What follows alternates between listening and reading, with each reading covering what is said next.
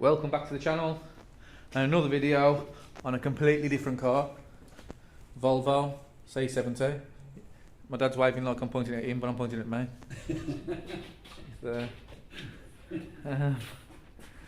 Yeah, C70. What's happening with this is when you go around a corner or when you full lock it when you're parking or whatever, you've got a big clunk coming from driver side or passenger side wheel, either one of them clunking.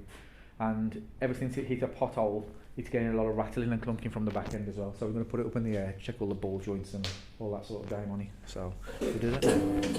Up, up, up, up.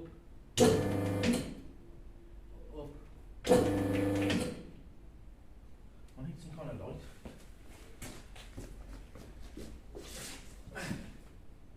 It's sand at the back. Oh. I need a light at the front. Just have a quick look what's going on.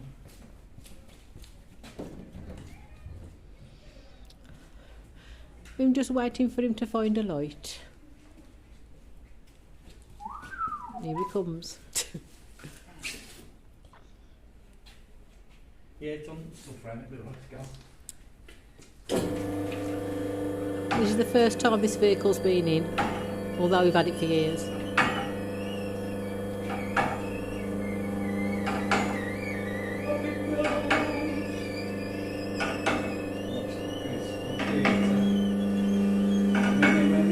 You hadn't better smash it on the heater. I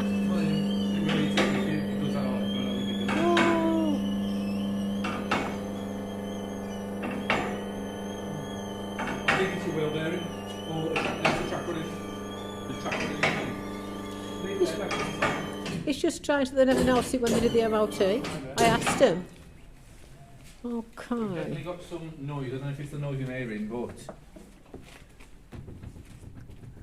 Well, it's an absolute clonk, I hate when it's driving. could be wheel bearing. It ain't wheel bearing because it ain't going up and down. It's just left and right. Track rod end. Yeah.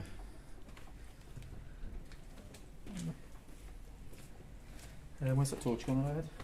In my pocket. Don't you come round there? Give it a shake, Dad. Left and right.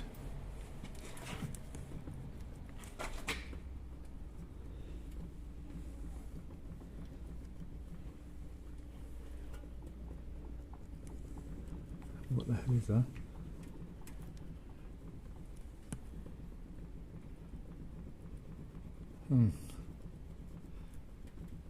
It's a weird one. It does feel like it's in the steering, but it feels like it's steering rack end, not ball joint end. It's this end, I think. Definitely in this. We need to know what's inside there.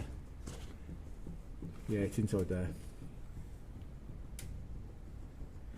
Okay, you can turn that off now. This was the Volvo we was filming earlier. It's took 3 days to get the steering links there that go into there. You have to break the ball joints off of this here, the ball joint breaker, and that's the track rod end there, or the steering rod end, whatever you want to call it. Still good, then it's. And that's the tool. We use that. Up there is there's like a boot on that because that's a steering rack you can see there. So there's a boot on the back of there that you have to get off, and then you just unscrew the boot. Yeah, you just unscrew this gaiter. I mean the steering rod out of there, and then screw a new one in. We had to heat up the track rod ends to get them off. The old ones there, you can see how floppy that one is.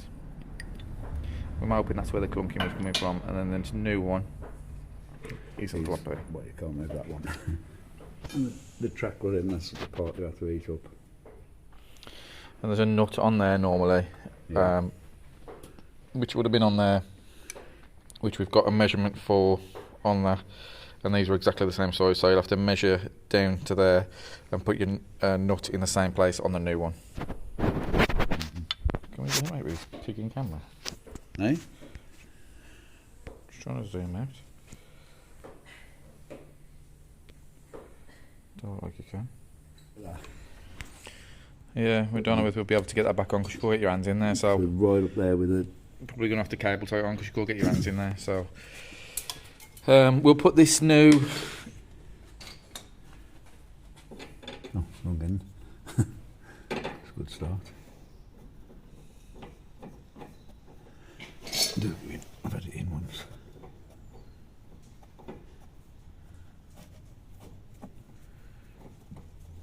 There you go. Screw that in there. And then we'll have to measure where that other one's got to go to put the nut on it first. I suppose you've got to get the gator on first, tighten that up, then get the gator on. Yeah. So we'll tighten that up and put the gator on.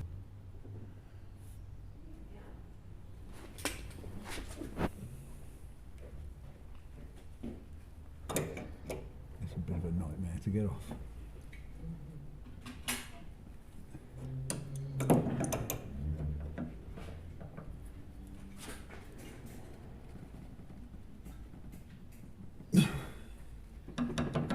It's tight. Then we're going to have to get some cable ties that'll fit on there.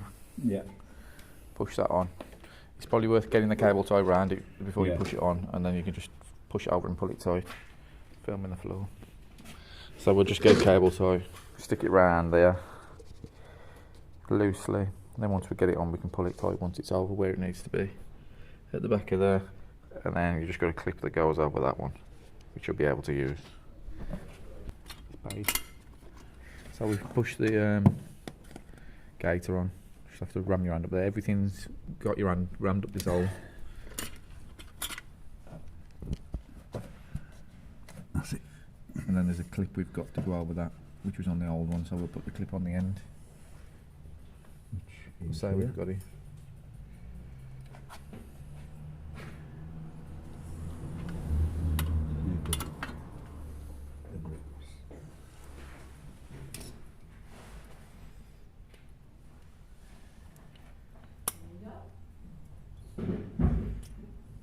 Good tell for this.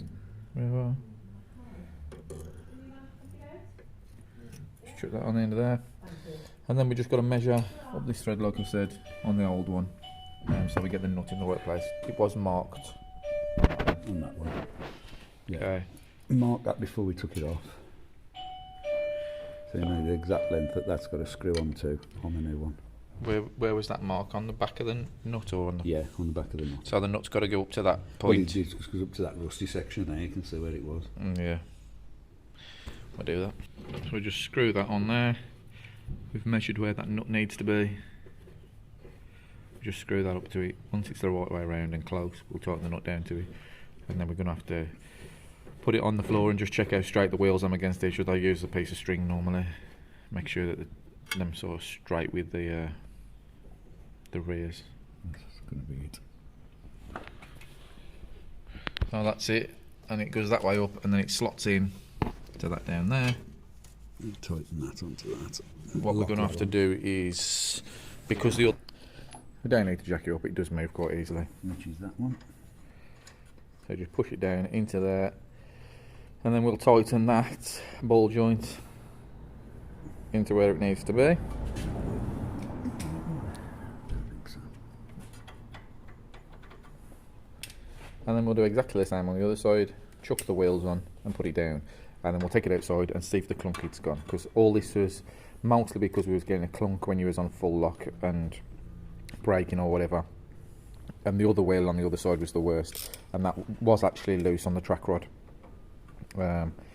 So we'll put the wheel on, just check for any play in there, make sure that it has got rid of the play that we could feel originally. This is the Lidl spanner coming back into action, the Lidl ratchet. Brilliant. I look every time I go in there. Yeah, definitely worth buying. You can.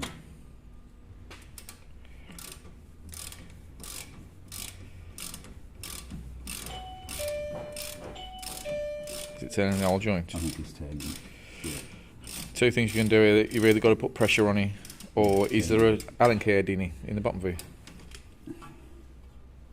Oh yeah. So you can stick an Allen key in there. I thought I might. How big is it? Not very big. Oh, there's flats on it either. Have a look. Yeah, you can stick a spanner on it, look. There's 2 flat bits there and there. There's nothing in the bottom, it's just got 2 flats on it.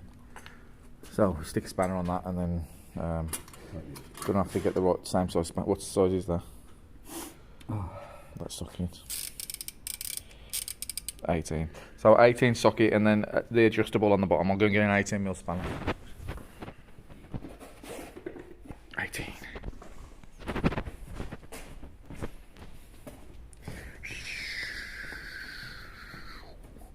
And you just need the adjustable for the bottom.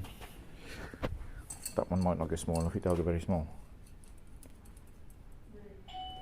Stops there. Do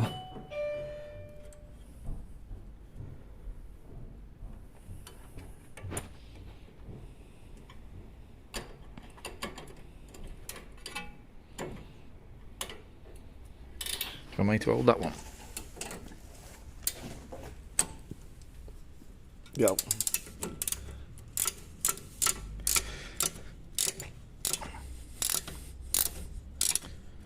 Don't make enough moves.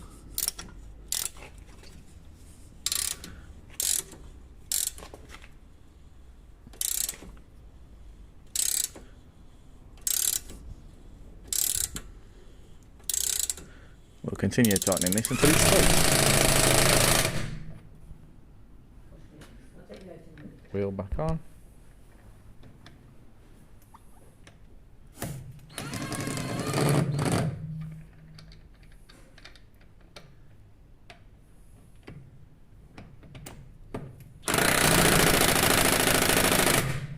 I'll tighten that when it's down because that's Sealy gun. Show the Sealy gun, Dad.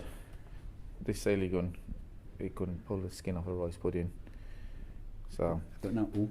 no, compared to the snap-on gun, it's horrendous. It's all right for doing things speedy, but not anything of any gumption. So, That's that side done. repeat again. Repeat on this one. Repeater. I'll put this light on.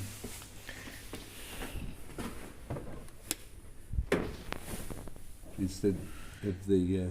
This thing is different to the one we've had on the other side. Just the look of it, the length is the same, but they've come from 2 different manufacturers because the supplier, which was Arnold Clark, which just took 3 days to get in by getting 2 of the wrong ones. They've sent us 2 from 2 different suppliers, but apparently it's the same one.